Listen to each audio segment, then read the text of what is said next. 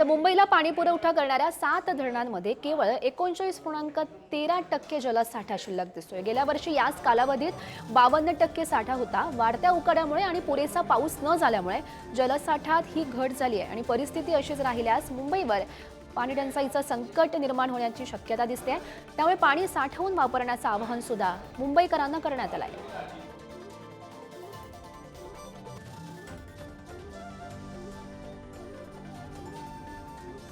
मुंबईला पाणी पुरवठा करणाऱ्या धरणांमध्ये केवळ 39.13% जलसाठा शिल्लक आहे।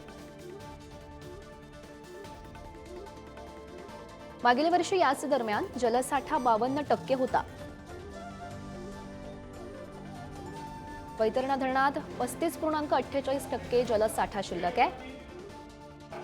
तानसा धरणात 24.62%, मोडक सागर धरणात 45.28% जलसाठा सध्या उपलब्ध आहे। तर भातसा धरणात 42.2%, अप्पर वैतरणा धरणात 37.52% जलसाठा शिल्लक दिसतोय।